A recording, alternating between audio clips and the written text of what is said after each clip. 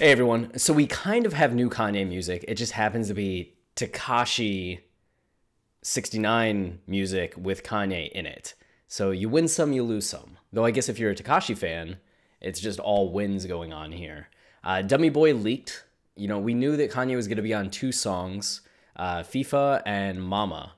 And when Tekashi got picked up by the feds for all the shit that's going on with him, the album got indefinitely delayed.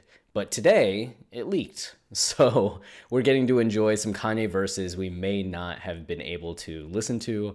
And with Yandhi not seeming like it's going to come out anytime soon, I think this is all we're going to get for November 2018 in Kanye music. But I want to talk a little bit about the lyrics of both FEEFA, Mama, and as a bonus, the XXX 1 minute snippet that came out that we got to hear Kanye's verse on that. So talking about all three and kind of looking at some of the lyrics that Kanye wrote for these and what that could mean and what that could point to maybe for Yandhi or his current mindset. If there's anything new going on here or if we're seeing Kanye up to his old tricks. So first up, we got FEEFA.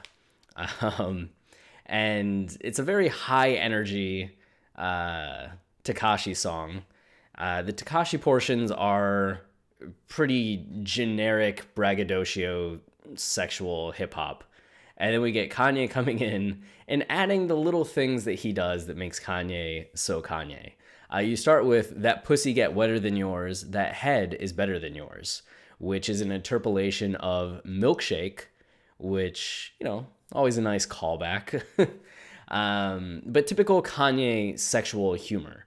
On a lot of guest features that Kanye does, it's just all like the most intense sexual innuendo. And not even innuendo, just sexual commentary in a clever, kind of funny way that Kanye can muster at that time.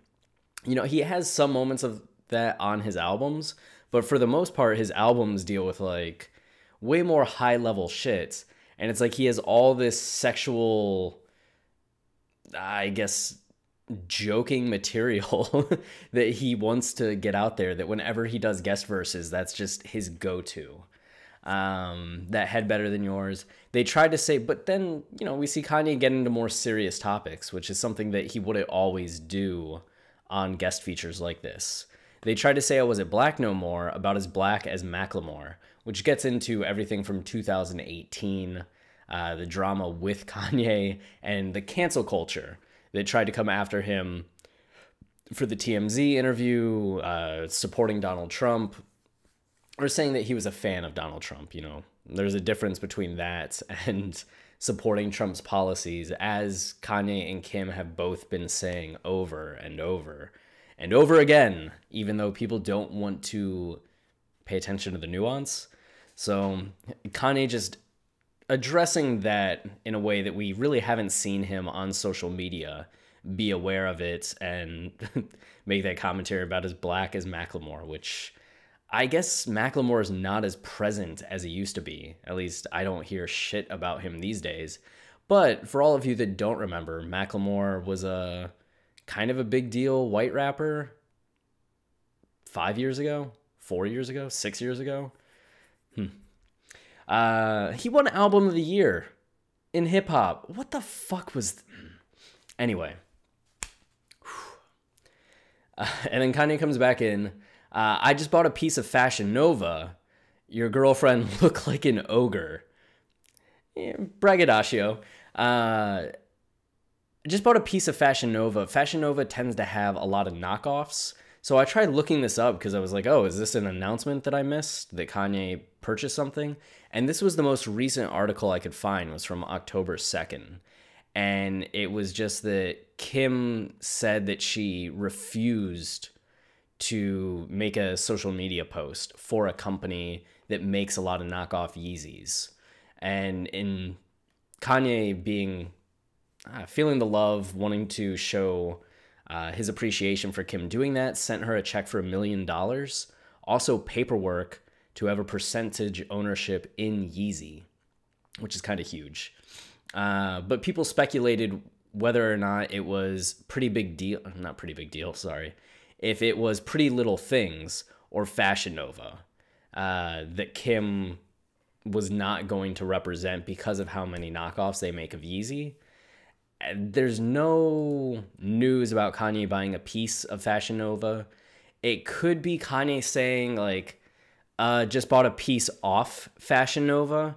Your girlfriend looked like an ogre. So it's like girls that look like ogres are the only ones that shop from Fashion Nova, rather than Kanye having himself as a businessman purchased a piece of Fashion Nova to be a co-owner or run it, and then jumping into the idea that this guy's girlfriend is an ogre, or anybody's girlfriend is an ogre, whoever he's dissing there. So I think it might just be equating Fashion Nova as being a shitty Yeezy knockoff maker and just a knockoff of fashion in general, and saying it makes girlfriends or women look like ogres. Who the fuck gonna listen to Ebro? All these guys so emo. So Ebro, you may remember being the radio host that dropped, I mean, he's famous in his own right. Not Kanye famous, but famous. And he was the one that Kanye used to drop Lift Yourself, and kind of trolled Ebro, trolled Drake, trolled everybody with the Lift Yourself release. But Ebro, after that, had some weird tension with Kanye, would be shit-talking Kanye. Kanye called in and had that troll conversation where he's just like, I love you. I love you. Ebro, I love you. And people wondered at first if this was like Kanye, like, showing signs of mental illness. Why is he doing this? But it became pretty clear that he seemed to be in kind of a cold war with Ebro and was just trolling Ebro again. And over the last few months, Kanye's been pretty silent on the dude, but Ebro's just continued to really like take shots at Kanye every opportunity that he's gotten. And I guess he's gotten a lot in 2018. Kanye's been in the news nonstop this entire time. But with Kanye practicing love and saying that we need love and not hate, it made sense that he wasn't really addressing haters like Ebro in the public space. We really only saw him address like Nick Cannon or Drake or people that were saying things about Kim and being like, yo, don't mention my wife, knock that off, or Drake, you should be coming out and saying these rumors are ridiculous. For him to just say, who the fuck gonna listen to Ebro, it seems to go against that like love everyone mentality that he'd been preaching, and just getting back to like, yeah, we got some beef, fuck you. So I don't know how I feel. I mean, part of me really loved like the love everyone Kanye, but part of me really loves the, yeah, fuck Ebro Kanye. So I think either way we win. And then just equating Ebro to emo people, and everybody that's kind of being so dramatic over Kanye are acting emo. And then Tekashi, who's had his own beef with Ebro, comes in and is just like, yeah, fuck that dude. I'm the motherfucking shit. He just says it in real simple terms, Another old guy and a young guy's dick, which I think there could be a little bit of unintentional irony there in the fact that like Kanye's a 41-year-old dude collaborating with Tekashi, and here Tekashi's like trying to call out Ebro, saying that Ebro's trying to like clout chase Tekashi, or having this beef with him just to like be on his dick. I feel like there's an awareness level there that maybe not, right? It's just that somebody's going to be like, yo, how could you say that about him but not say that about Kanye? What's the difference? Not saying that I think that, but I just think there's going to be people that point that out. And then Kanye comes back in with, people tried to say that I was canceled, which is what this whole thing since the Macklemore and not black anymore, that's kind of been what he's focused on. When I asked them questions, couldn't answer. I'm not sure I get that one either. I don't know what questions that Kanye was necessarily asking them and they couldn't answer. we did have the famous or infamous or just the over dramatized Jimmy Kimmel moment where Jimmy Kimmel asked Kanye, like, why do you support Donald Trump when you called out George Bush for saying he doesn't care about black people? Do you think Trump cares about black people, et cetera, et cetera? And I was in the audience at Kimmel, legitimately like 1,000, 1,000, 1,000 commercial. It wasn't any longer. There were no edits. It's not like Kanye sat there for a few minutes or like 30 seconds and didn't answer. It was like question, commercial. And then Kanye's just kind of like, okay. And they talked, and Kanye wasn't upset, no animation. They just kind of talked during the break. Kanye tapped his foot to the music that the band was playing, and then they went on with the conversation. There was no editing there. But I don't know if this is somehow a reference to that, and he's flipping it. Like, there was this idea that when he was asked questions, he couldn't answer. But now he's asking questions, and the questions he asked, other people couldn't answer. I don't know if that's kind of trying to take back the power in a way. But then we have Tekashi coming in, the little hype beast that he is, saying, how yay, how sway, and then trying to say try way, which he legitimately court-ordered can't say as of October. So that's why we have Trife Drew coming in being like, nope. Can't say it. Can't fucking say it. So that's kind of that song. I think it's interesting to see Kanye address the more immediate stuff that's been going on in 2018 and break from the love everyone persona. We do get the classic sexual innuendo or just outright sexual humor that comes in that's so blatant on a lot of Kanye guest verses. But it's more relevant than what a lot of his guest verses have been in the past. And I say that a lot of the guest verses from 2004 through 2015. I think he's been better about making the guest verses deeper the last few years. But you look at something like his Alien guest feature with Katy Perry, and it's just all like sexual jokes. Or you look at his guest feature on Made Her Say, and it's just all sexual jokes. So it's nice to see him, getting into a little bit more content. Next we have Mama. And Kanye comes in a bit earlier on this. It's a slower song, especially from Tekashi's point of view, than FEEFA. I keep wanting to call it FEEFA, but that's this song. Anyway, okay, so we get Kanye saying, man, oh my God, which is already catchy as fuck. Like, I want to say that all the time. And he gets into this journey of this Instagram girl. Instagram famous, but she can't keep a job, which recalls Blood on the Leaves, right? $2,000 bag, but no cash in her purse. Swipe her 30-inch weave on her sugar daddy car. I don't know enough about weaves to know if that's kind of like she's scratching the car with the weave. Is that what that is? Or if it's just relating her weave to sugar daddy. Yeah, sorry.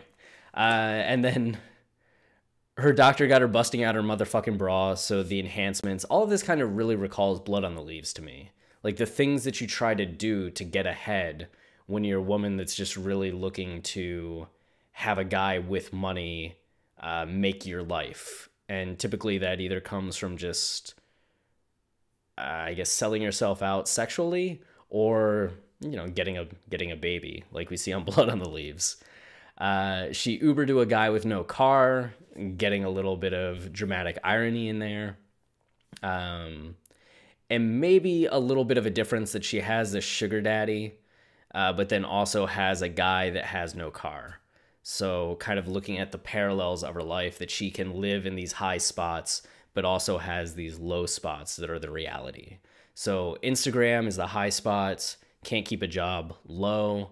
30-inch weave, I guess, would be the low. Sugar daddy cars is high. She's got the tits, but does she have anything else? And the guy that she's actually with just has no fucking car. I think Kanye just comes in about his own life. Talking about the relish, I do not embellish.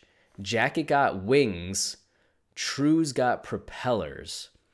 I have no fucking idea what that means. I wish I did, but I have no idea what that means. Once I knew what it means, I could talk about the context and how that relates to something or explain any of that if any of that was there.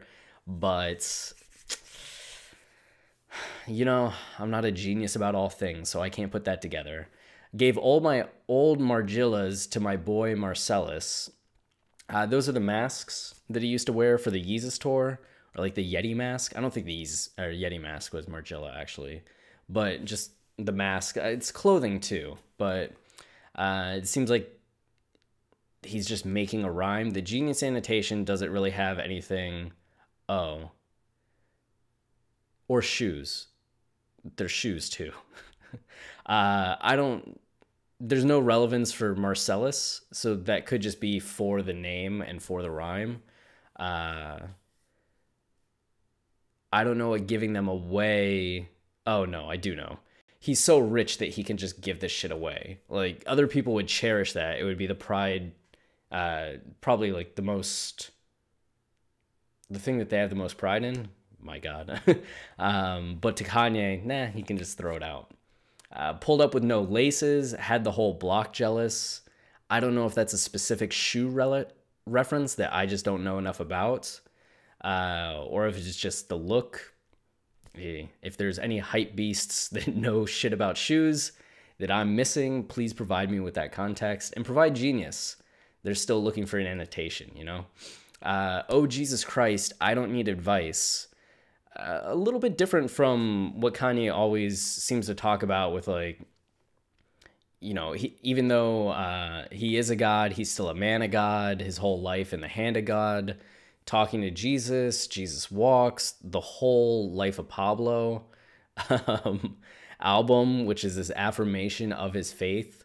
He even talked about being Christian on Kids See Ghosts or Yay, one of the two. So there's kind of this double meaning of like, oh, Jesus Christ, I don't need no advice. I don't need advice, which is kind of like, Jesus, I got this. Or almost like he's above the advice he could get from Jesus. But also just him being like, Jesus Christ, I don't need advice. Like, look at all the successful, like, I'm still successful in music. I'm still successful in fashion. Like, I'll figure shit out. I don't need the advice. Which also seems different from what Kanye's been preaching about learning from people, having conversations, always being somebody that is open. Though we do know that he says he doesn't need advice from anybody less successful than him. But that doesn't mean he doesn't need advice, you know? So I don't know if that's just him talking against the public. Like, you all need to pipe down. I'm fine. But then he says, you know, wildlife... tell him read my rights. So he's living in this way that's going to possibly put him in a position to get killed. Reading my rights is kind of that. A priest or preacher reads somebody their last rites on their deathbed. But also getting arrested. You read your Miranda rights. So a little bit of a double entendre going on there. And irony with all the Tekashi shit that ended up happening. But then Kanye says, man, it hot tonight. Look out with... Oh, they edited it. That's nice. It used to say, look out with my eyes, and that made no fucking sense to me. I was like, why would it be look out with my eyes? So you can see... I tried asking a question. Yo, pretty sure it's look out with my ice, which would counter the hot tonight. And even down here, pretty sure it's look out with my ice and not my eyes. Eyes makes no fucking sense, but ice is a counter to it being a hot night, and talks about maybe getting robbed for all the ice he has. So I'm glad to see that shit get changed. But then that kind of explains the lines. Like, he says it's a wildlife, it's hot tonight, which could get at temperature, but also, you know, the heat being that there's police around or people that want to get him. Look out with my ice. And, you know, with the jewelry he has and all the wealth that he has, he would be a target. 15 in the game, baby girl, I got stripes. So 15 years he's been in the rap game. He's been in the industry. You know, I got stripes, which I think probably gets at if you're in the army for long enough, you earn your stripes. And that gets to the rank that's on your I'm so sorry to veterans. Is it here? Is it here? So sorry. So he's earned the stripes, but in this case, it also refers to Adidas and his partnership with Adidas, Three Stripe Life. And then, low-key, Nicki comes with some heat here, which I feel like it's a low-key monster. Like, Tekashi's the Jay-Z of the bunch, and Kanye's doing Kanye things, and has some good moments, strong moments, though the whole initial Instagram part, I guess, kind of gets at mama. I don't know how that fits in with what he talks about here. Unless he's the sugar daddy? I don't know. So logically, I don't know if the two parts of Kanye's verse make sense to me yet. But then Nicki comes in and just like has some great lines, has some range with what she's talking about, imagery. I think she low-key like kind of crushes this.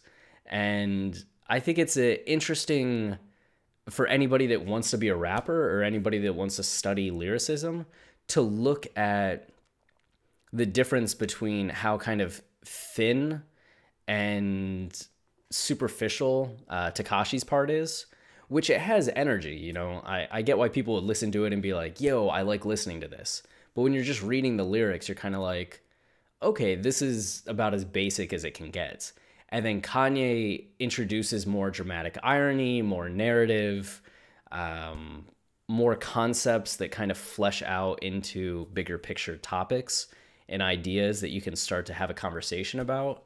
And then Nicki just really comes in with like a lot of lyrical writing and a lot of wordplay and techniques and cool things that she's doing that really, like, when you compare it to Tekashi, you're just like, oh, that's why Nicki's Nicki, and that's why Tekashi's Tekashi. Yeah, so definitely a song to kind of learn from. And then we get 1 minute. And 1 minute, it's just a snippet that leaked. And the snippet that I listened to has the XXX part. You won't be able to hear it. I won't be able to hear it either. And then it kind of cuts in with all the pain and anguish turn me into a man. So these lines weren't there. And then it ends with anus. So these lines weren't part of it. So I don't know if those actually exist. I haven't heard another version that had the beginning and the ending like that. If they were just added on from Genius. But all the pain and anguish turn me into a man, so I ain't complaining, feels much more in line with the Kids See Ghosts Kanye, like this post-revelation, post-mastery of self Kanye that we're hearing on that album after Free, like Reborn, Kids See Ghosts, and Cuddy Montage Kanye. And kind of the Wouldn't Leave, No Mistakes, Ghost Town, Violent Crimes Kanye. Now These Things is changing. So it's saying that, life at this point is changing. No more lames is hanging. So he's got rid of all the lame people from his crew. No more fame and famous. I don't know if that maybe gets at the idea that fame is a good thing, but at this point he's kind of lost the fame and just being famous is a burden at this point. Or else that he's reached a point where there is no longer fame in his life. Gotta think through that more. Ain't no shame in shaming, which I don't know how to read that either, because the simplest reading, the most straightforward reading is that there's no shame in shaming somebody else, which I think depends on what you're shaming somebody for, but I think generally there probably is some shame in shaming. Like if you're shaming, I don't know, Kim Jong-un, that's one thing. Or if you're shaming like Michael Vick when you find out that he's been dogfighting, and you're just like, shame, Vic, shame. Don't do that. Stop it. Dogs are wonderful. Like, what the fuck are you doing? Cherish dogs. Love dogs. Shame on you, Michael Vick. Like, you can shame that shit. But shaming like, you like anime? Ah, fuck you. You should be ashamed of yourself. Like, that's so I don't know if there's another reading that's just not coming through my brain at this point as I try to balance 3 songs, but that stretch is kind of strange to me. She want to give you the cookie, you famous Amos, which is just, cookie being pussy, famous Amos being a cookie brand. So this is the typical Kanye sexual innuendo that I was talking about earlier. And then we get the lines, she gave you the pussy, but you ain't pay for the anus, which I didn't hear Kanye say it, but it sounds like something that Kanye would say, especially based on the other 2 songs that we just went over. Now your name is tainted by the claims they paintin'. The defendant is guilty. No one blames the plaintiff, which X fans have been very adamant in defending X against the allegations that his ex-girlfriend made against him with the domestic violence charges. And it's been a really big battle over people that are adamant that he did do those things and how could anybody defend it, and people being very adamant that he has issues but didn't do those things and she took advantage of him, and she even admitted to it, and both sides point out to, this evidence but ignore that, and it's a big shit show.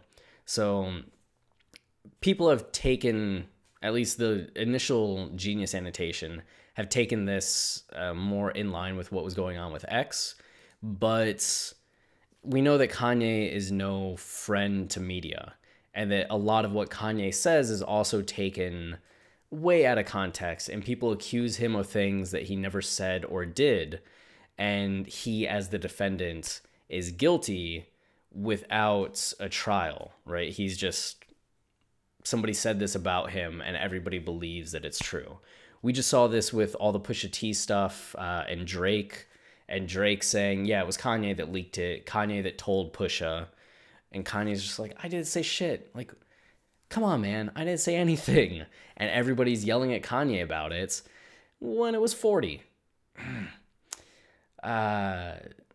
So there's relevancy to Kanye as well. No one blames the plaintiff. Like, nobody blamed Drake in the matter for accusing Kanye. There were the stupid concepts or rumors that got brought up by, like, Joe Budden and some random kid on Twitter that maybe Drake fucked Kim, and that's the secret message that Drake is putting on Scorpion. And, Kanye had to defend himself against that. Kim thought that she did fuck Drake because of these wild rumors that looked at facts that only made sense when you lined them up and left out any other context. And there were people just like, oh yeah, she did that. It's like, what the... But nobody blames Joe. Nobody blames the person that made up the rumors. They get off scot-free, where the person that was accused has to deal with this for days, weeks, months, years. Really crazy how that works. You got to say it in the layman's terms. I don't know how that applies to anything. While you wait on the Raymonds, I don't know how that applies to anything. Those things currently make no sense to me. Because if the jury said he did it, the payment is heinous, which I think this might get back to cancel culture and the jury being the public that's reacting to these things and being like, oh yeah, he did it. And what people in this position who then have the media fallout and pop culture fallout and all the social media vitriol that comes out during these times, that's heinous. I still don't know how Why You Wait on the Raymonds is layman's terms. Huh. But I like the verse, and I think this verse, in some ways of the 3, is kind of the deepest and the most like a Kanye album verse would be. But at the same time, it's also way less polished to me than any Kanye verse on an album would be, which is something that I think he does, he just kind of throws out more of the looser concepts and ideas on guest features rather than fully making it as polished and special as it needs to be, or artistically nuanced as it needs to be. So I think these are 3 good examples of just how Kanye's albums differ from Kanye's guest features, and how the guest features can often be fun, can have funny moments, but don't always have the same polish that the albums have, which, you know, why should they? Right? They're just kind of part of other people's projects, and Kanye coming in and doing his thing. I think Kendrick does the same thing. Like, I don't really hear a Kendrick guest verse that I'm like, oh shit, that was so good. That was just as good as any verse on an album. Most of the time it's like, what the fuck was Kendrick talking about? And why was it just sex? It seems like such a go-to for guest verses.